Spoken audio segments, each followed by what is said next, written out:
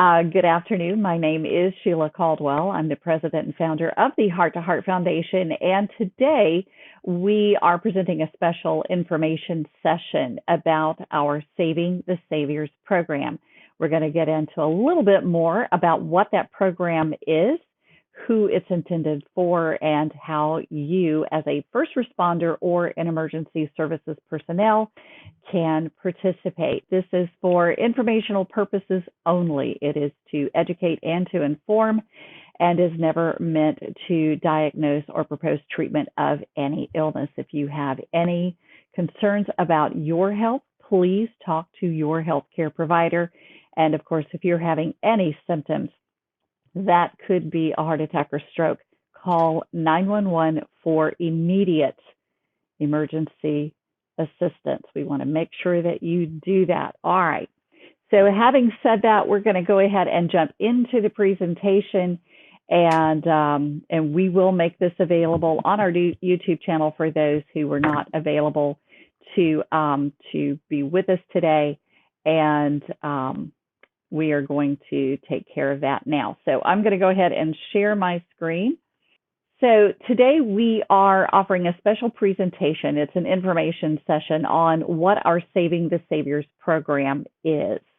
And the first thing I want to do is give you some background about how all of this came about. So in 2019, in January of 2019, we lost a friend. It was a personal friend of mine, as well as a lot of people here in the York County area. A lot of people knew Ed Holler, had worked with Ed Holler, and it came as a really big shock when we all got the phone call or the message that Ed had died suddenly at the age of 52 from a massive heart attack.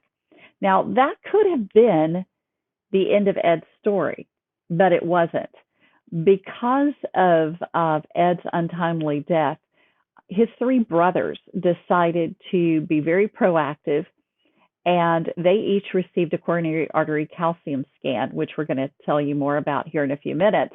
But all three of his brothers were diagnosed with heart disease. One of those brothers wound up having immediate intervention, which actually prevented a fatal heart attack.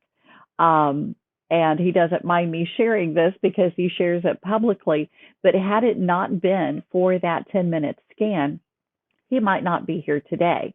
But because of the scan, they were able to detect the blockages, the heart attack that was in his immediate future. He did wind up having stents. He did go to cardiac rehabilitation, and he is doing extremely well.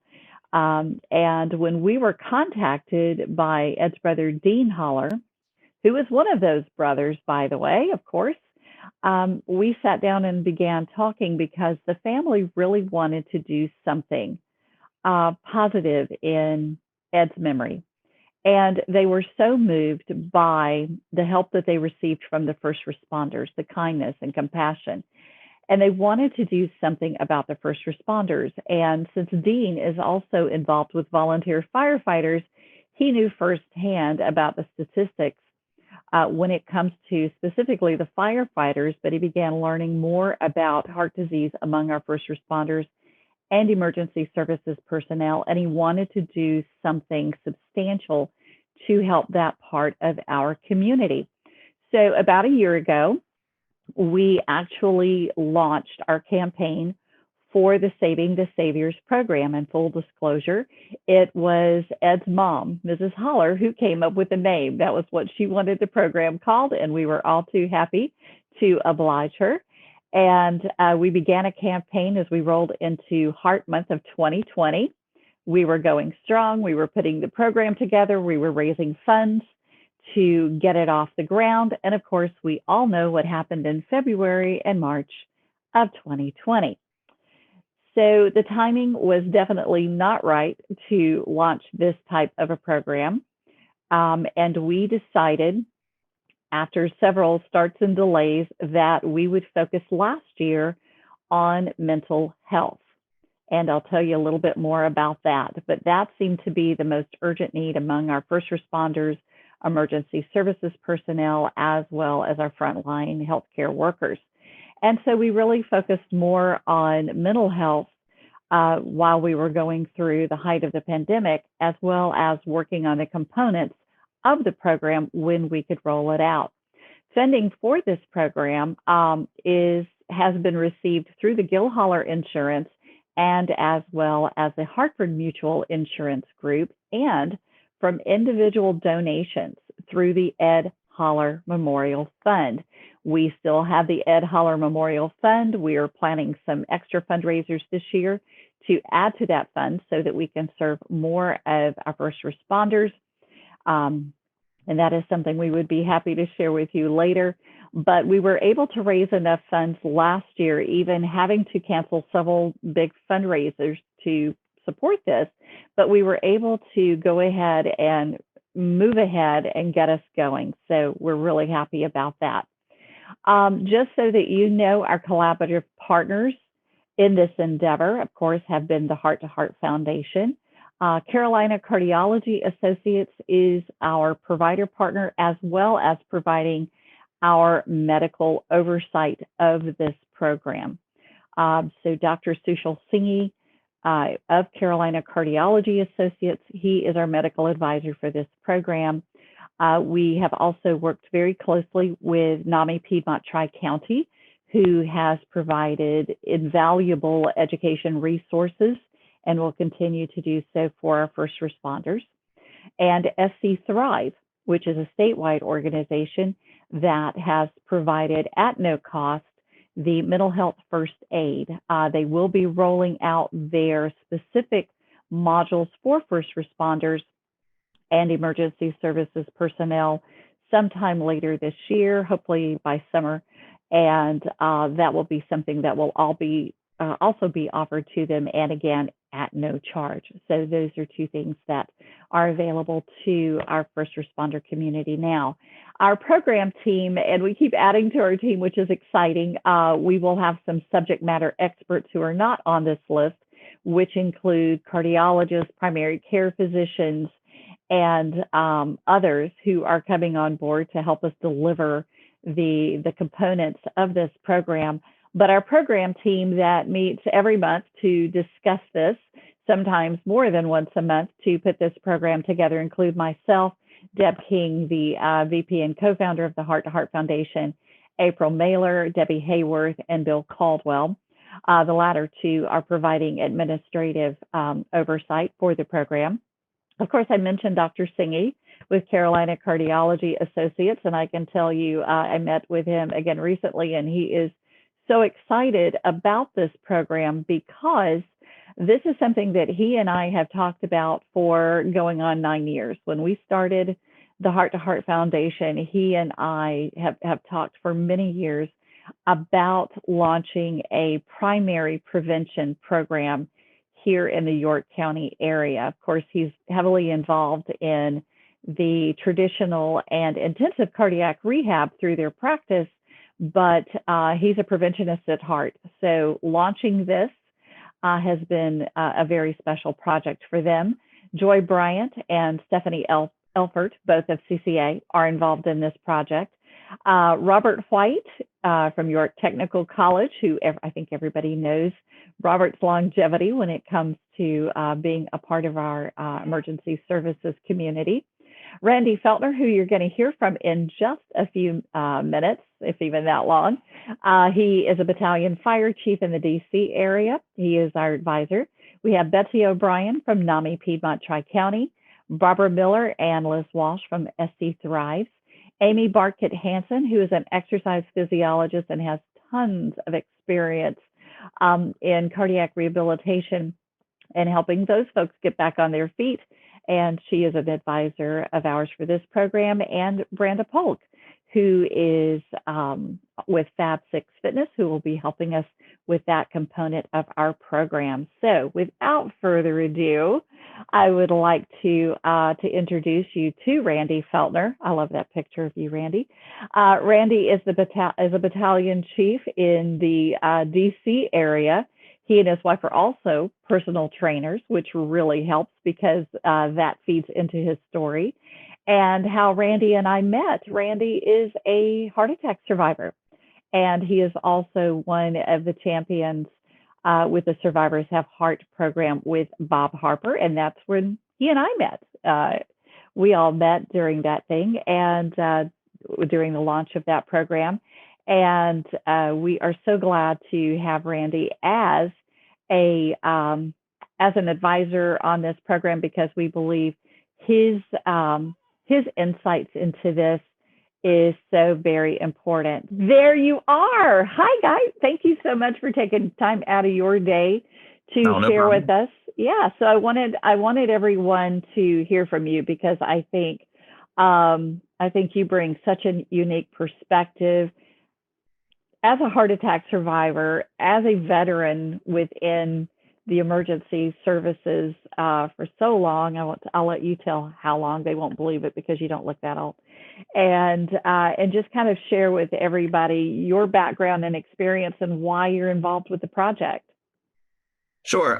So as Sheila said, my name is Randy Feltner. I am the battalion chief at Naval District Washington Fire and Emergency Services here in Indian Head, Maryland. I also am a volunteer in Colonial Beach, Virginia. Um, and I've been doing this for 20 years. For about 18 of those years, um, fitness, uh, being fit for duty and all that has been a passion of mine. When I started my professional career, I weighed at my first physical, I weighed 272 pounds, which doesn't sound like too much for some big guy, but I'm 5'10". So those numbers don't really add up. In fact, I was so fat. I used the unpolitically correct term. I was so fat that my diaphragm, the fat in my stomach was pushing up on my diaphragm, and they thought I had an enlarged heart. And they weren't going to let me start the job until I had some extra tests done and just realized that I needed to lose weight. Um, so, fast forward 16 years, and I'm after my guys to stay fit, and I've done marathons and weightlifting competitions and all these things, and I'm a peer fitness trainer through the IAFF and the International Association of Fire Chiefs, and doing all these things on the health and safety committees at the firehouse. And I'm in the gym, normal Tuesday, hanging out, doing some work with the guys. And about 10 minutes into my workout, my lights went out, and I woke up and my team was standing over top of me, and my shirt was off, and AED pads were coming off, and they were sticking the 12 lead on me to tell me I was having a heart attack. So I, obviously was shocked because I just ran a marathon 10 months before that. I'm in pretty good shape. Well, at least I thought I was. And I went to the hospital and immediately into the cath lab, and the cardiologist was like, I don't even know if you had a heart attack because you should not be alive and talking to me like this if you were in cardiac arrest like that, 45 minutes ago. Went in and we were both watching the screen. He said, oh, here it is. And I had 100% blockage in my right coronary artery. And they pulled the calcium deposit out, reference in calcium scan testing, wherever you'd like to, Sheila. And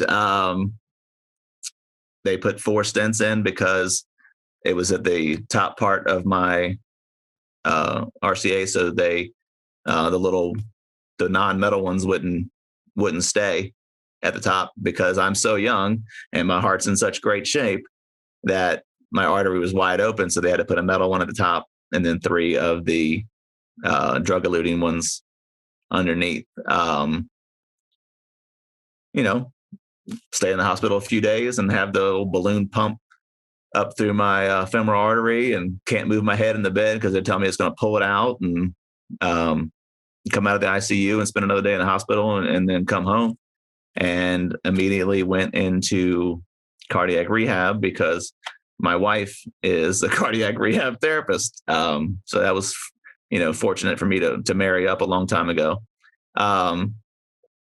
And just with the blessing of my cardiologist, got back to what I always have done, and ran a half marathon up the hill at the hospital that I had my surgery at 6 months later. And then 2 months after that, I got to meet Sheila, and she said, we got an idea. I'm gonna call you in a couple months. And I thought she was kidding, and she was not. But while I was passionate about taking care of myself and getting my guys to take care of myself, as you can imagine, after going through an event like that, it kind of made it went from being like my passion to actually being my mission, to the point where, I've kind of forced myself onto different committees. And like I said, I joined this endeavor with Sheila. Like, I'm going to Ohio in August to another one of our Survivors Have Heart people event to help them and kind of do the same thing with some fire department folks out there. And then I kind of started my own deal where I just go from firehouse to firehouse and tell this exact same story. The long version takes about an hour and a half, but on drill nights and whatever, to just, like I said, if we can get one person to take care of themselves or realize, I didn't even know that the calcium scoring thing was a thing until Sheila told me in August after my heart attack. They didn't tell me at the hospital because I wouldn't have qualified for it. I was 38 years old when I had my heart attack. And even though I had family history, I still didn't meet the qualifications to get one, much less knew that there was a ticking time bomb sitting in there waiting for me. So when she mentioned, helping with this and how my story kind of, relates to what we're doing here, Sheila, and you can have all the doctors in the world come talk to you, but I'm a fireman, and I know that we don't listen to anybody because we're firemen, and 9 times out of 10 we think we're smarter than everybody, especially the cops. So to come in and we all know that 50% of us die of a heart attack or some kind of heart related issue. That's science. We hear it in every class and convention and whatever we come across. They say it and say it and say it and say it.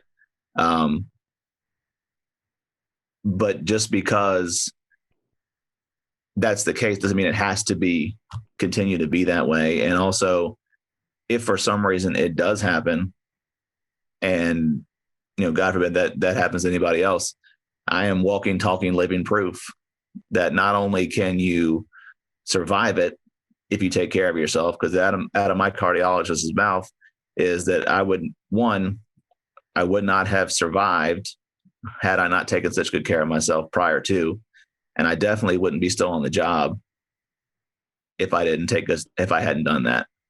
So it's just as important to have proper diets and proper preventative maintenance and proper fitness, but also to prevent those things, but they're to sustain you afterwards. If something does happen, I'm still able at 40, almost 41, to play with my kids and come to work and pull one of my guys in a headlock if they needed it, and horse around in the bay like we do as firemen.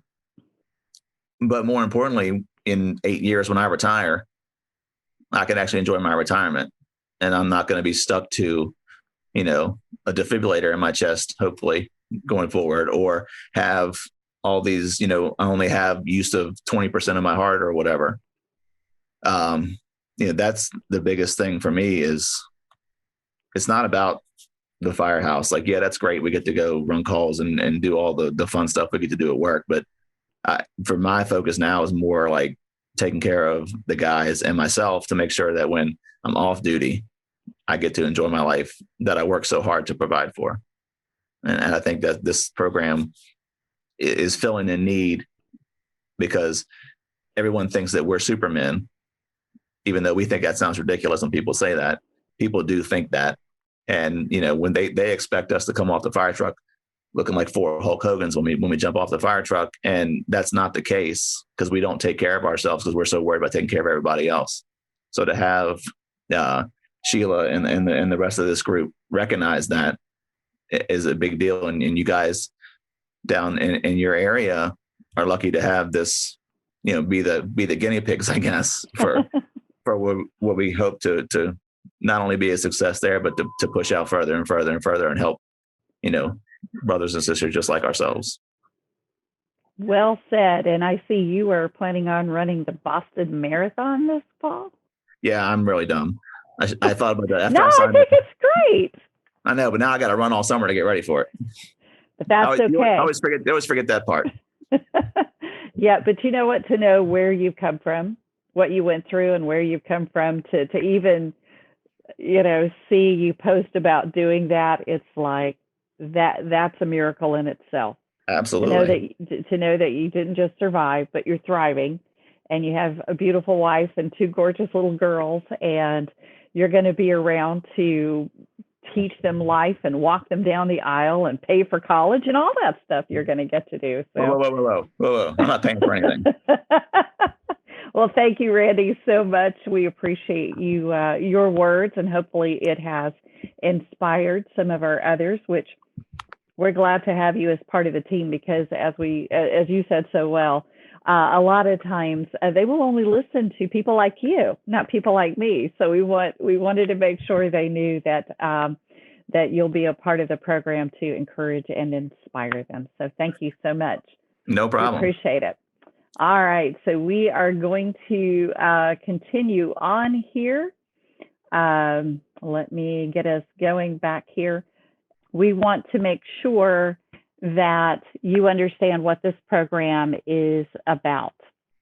So why are we doing the Saving the Saviors program? I gave you a little bit of a background about how the program came together as a collaborative effort in memory of Ed Holler, but here's the why. As Randy mentioned, about half of the deaths among our firefighters in the U.S. is actually from cardiovascular disease. It is not job related. That's about half of all of the deaths, which a lot of people find very surprising. You all don't, because you're within this community, but civilians, that came as quite a shock. There are a number of studies that show that between 30 and 50% of our firefighters, our police, our EMS, our emergency services personnel are listed as obese. In this country and in the state of South Carolina, where we are based out of, we have roughly around 30%, maybe a little bit more than that, of our population that are obese. Around 70% of our population is overweight. So in talking with our cardiology advisors, when you look at the root cause of many of our chronic diseases, especially heart disease, diabetes, it goes back to obesity. It goes back to being overweight. What we are putting into our bodies, what we are doing for our bodies, is having either wonderful results, as Randy is proof of how he has, because he was healthier before that, once he had the heart attack, he survived it and he's been able to move on from there. But that's not the case for a lot of us. Most of us, most women and men in this country, will not know that they have heart disease until they have a cardiac event or their family finds out when they've died. That's most of us. 80% of us who have a heart attack before the age of 65 don't survive the first one. So our intent for this program is to get to people early. We know that early detection of diseases like colon cancer, breast cancer, so many other chronic diseases, we know that early detection can save lives. But when it comes to our heart health, the same level of priority has not necessarily been put on that. And that's something that we want to change, not only for our first responder community, but for the general public at large. So who qualifies to participate in this program? We are looking for men and women over the age of 35. There are some national studies and programs that have shown that as young as 35, they have seen elevated calcification in the arteries of those individuals. Typically, we look for people that are over the age of 40, But when it comes to first responders, military, people that are in high stress jobs, we're actually seeing it younger. Those of you who work within EMS can attest to the fact that we are seeing heart attacks in younger and younger adults. Not unusual at all to see heart attacks in 20 somethings and 30 somethings, which is frightening. But what we want to do is to catch those. So as participants are applying to participate in this program, we are going to specifically be looking for those that are over the age of 40 who have at least one risk factor for heart disease. But if they have 3 or more, we are going to take them first, and that is because their risk is at a higher level. People who have diabetes typically are going to have a higher calcification score. Their calcium score is going to be higher. People who have smoked typically have higher scores. Those with high blood pressure, high cholesterol, and those that are, according to the charts, obese. Those are all adults who are at higher risk of a heart attack. And we're going to start with them first, just because, and you all understand this, that those that have that more urgent need, we want to get to them quicker. But as we can add people to the program, we are certainly going to do that. But those are going to be our priority, to catch those individuals first. For participants, they must be asymptomatic. So if they, on their first application, if they indicate any kind of symptoms, even through the discovery call, they will immediately be referred back to their primary care physician or cardiologist, but they must be asymptomatic. We are looking for people who have not yet been diagnosed with heart disease. So if they've had a cardiac event, if they've had stents, if they've gone through like a catheterization, this program is not for them. They'll be referred back to their doctor for follow-up. They could not have been under the care of a cardiologist in the past year.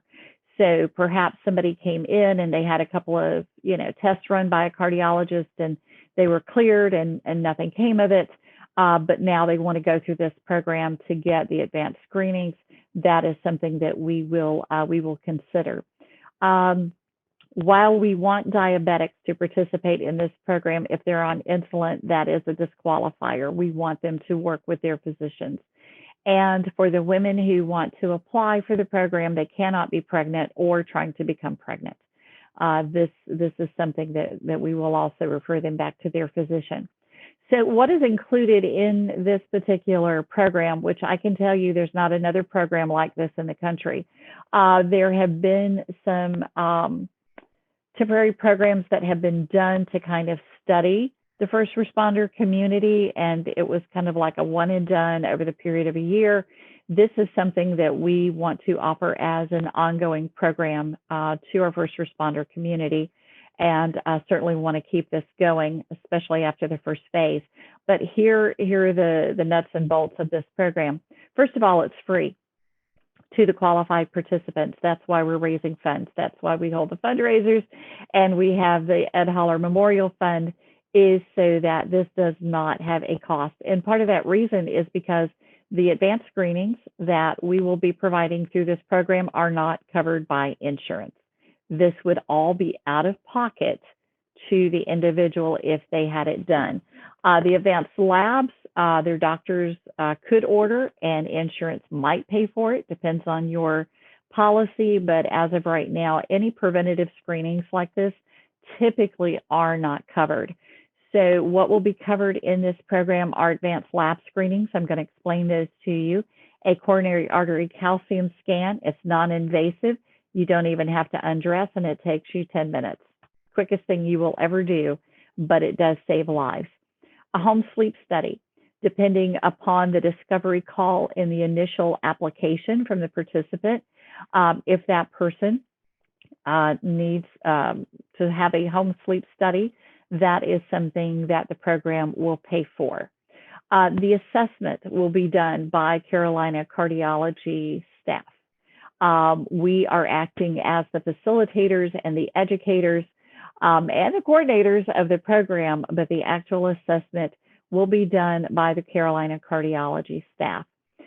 We will provide a program report for each participant for their primary care physician. They can take all of this information, a copy of the labs, a copy of the calcium score, the images from that, any of the information back to their primary care physician for any follow-up or for their records. There will be online education sessions. So everything is being done online because we recognize within this community, you have some crazy schedules. Your work schedules with 60% of our firefighters in York County being volunteers. You have another job on top of doing this. So we want to make it very convenient and easy for you to do those educational modules. And they're only going to be about a half hour in length. So it'll be something that you can watch while you're eating lunch if you want to, or with a cup of coffee on the back porch, whatever works for you to get that education. And we are going to address specific preventative measures for heart health, as well as some very special programs that we are producing with cardiologists and with physicians to address specific issues.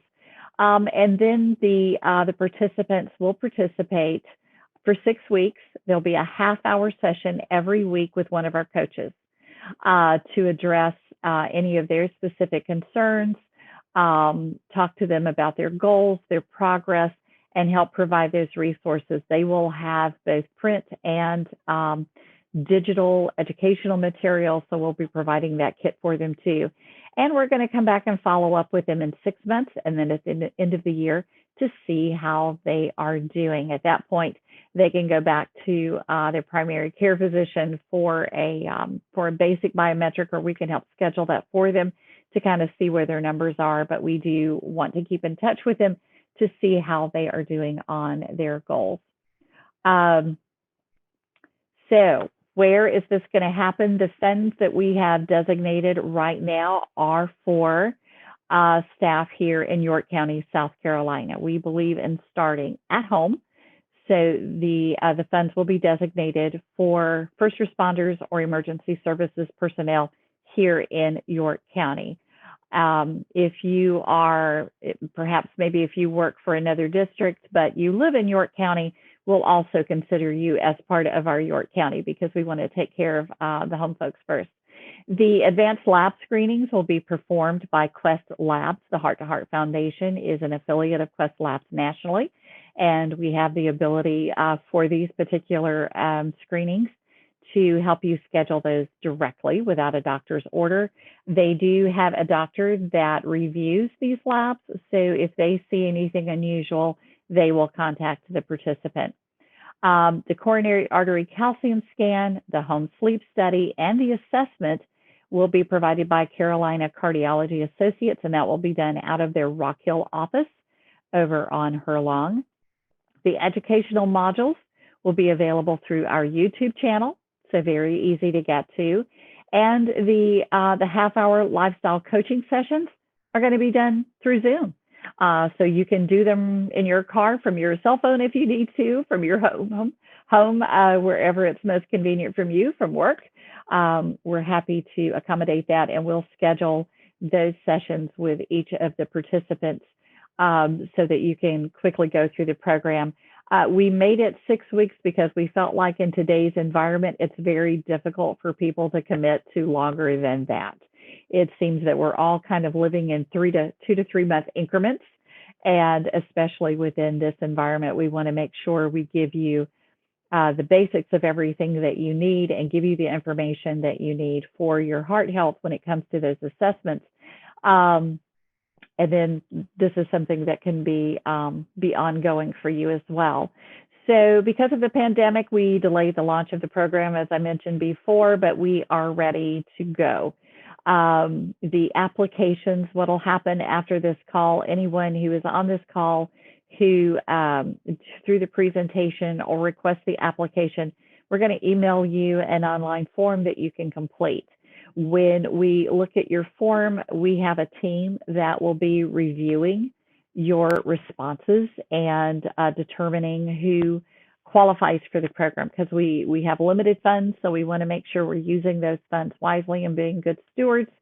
And And as we receive additional funding, we'll be adding more people and opening it up to more people. And we would love by fall to be able to include people from even Chester and Lancaster counties to participate in this. So that is our ultimate goal. But for this phase one, we're going to focus on York County. So as the applications come in, we're going to review those. Ask the participant whether or not they qualify or why. One of our coaches will call in and have a discovery call with that person and explain, do they qualify, how they qualify, and what the next steps are in the program. And once that person has been accepted into the program, the first thing that's going to happen is we are going to schedule their advanced labs. Once they have the labs, then we want to schedule the coronary artery calcium scan, because it's those advanced labs and the scan and the blood pressure screening that will be done while they're there that will help them formulate what the next plan of action will be. I will tell you that about 60% of the people that get a coronary artery calcium scan, they often discover that they have other issues going on. It does capture part of the lungs, and it can capture other things that are going on that may not be heart related, and that is something that the participant will be told. If the participant, depending upon their calcium score, they may be referred back to us to continue this 6-week education and lifestyle coaching. However, our goal with this program is to catch those people like myself or like Randy, who did not know that we had heart disease, that did not know that all it was going to take was a rupture and we were going to be down with a heart attack. We want to catch those people. So there is a possibility, depending upon your score, depending upon what they see on that scan, when you talk to the cardiology team about your assessment, there may be a need for diagnostics. We have had people who have gone in for this, for the coronary artery calcium scan, who have been in the cath lab immediately because they were at risk of a fatal heart attack, and we caught it early. So that's the intent of this program, is to catch that. If that were to happen, from that point on, you would have the opportunity to work directly with Carolina Cardiology, or you can take your information that you've received, your assessment, take it back to your primary care physician, or choose a different cardiology group if that is something that you want to do. It is up to the participant. It's the patient's choice. But at that point, you would not be coming back to our program, and we would open it up for another participant. So just kind of let you know how that's going to work. And once we do have the people back that are going to be participating with us, we'll set up your educational programs. We'll set up your half-hour calls each week and get you through that program. And for the first phase of this, we would like to recruit 10 participants. We're a small organization, and our team is doing this largely as volunteers, but also we do have some of our coaching staff. So making sure that we can spend enough time with everyone, we feel like 10 is a good number to start with. So a little bit about the advanced screenings, and I want to move along here so we have time for any Q&A. So what you're going to receive, the participants are going to receive as part of the advanced labs include the advanced lipid profile, the lipoprotein little a, which is really important that you have this screening. We're going to check the C-reactive protein. We're going to be looking for inflammation in your body. We will do either a fasting glucose or an A1C. If you are diagnosed as a diabetic, we will do the A1C for you. Your blood pressure will be checked, as well as your BMI and waist circumference. Once you've entered the program, we'll also be doing a fitness evaluation so we can see where you are. But all of that will be paid for by our Saving the Saviors program. We'll provide vouchers for that and help you get scheduled over at Quest Labs. You'll take those labs, you'll take that report with you when you get your coronary artery calcium scan. As I said, it takes about 10 minutes. You don't even have to undress. This is non-invasive, And but combined with the screening and the scan, it has about a 90% accuracy rate of identifying those that are at risk of a heart attack within the next 5 to 10 years. These two advanced screenings then will be reviewed by the Carolina Cardiology team, and you'll receive your assessment and find out what your next steps are. And we will be following up with everyone so that we can keep up and find out where you are and answer any questions you have and help you move forward. The one-on-one coaching every week, participants will be able to view some educational videos on topics that relate directly to heart health. We're also producing some special half-hour programs with physicians and cardiologists to address specific issues: sleep apnea, AFib, heart failure, diabetes, weight loss management. We've got 6 subjects that we're going to be covering that are on top of our regular, what I call our Heart Disease 101 education. And then every week you'll have a half-hour session with one of our coaches to talk about your goals and talk about what you've learned and answer any questions or provide any resources that might help you along your journey. And we also have some fun activities. If you are married and you have kids, or if you want to just do these on your own, we're going to do some fun things like a pantry makeover and teach you how to read labels and things like that to help you. But get the kids involved, because everything we are teaching you needs to also be taught to your loved ones, because we know that heart health begins in childhood. So with that, we are going to open it up for questions. If you think of any questions after the program, you can feel free to reach out to me. And if you'd like to chat about it, I am always available to talk with you. Hopefully, you've gotten a better idea of how the Saving the Saviors program is going to work and what's included, and how we can extend this to yourself, but also to your teammates. Thank you all for joining us and spending a little time. Again, if you have any questions, please feel free to reach out to me, and we'll be happy to answer those. So thank you all, and have a great day.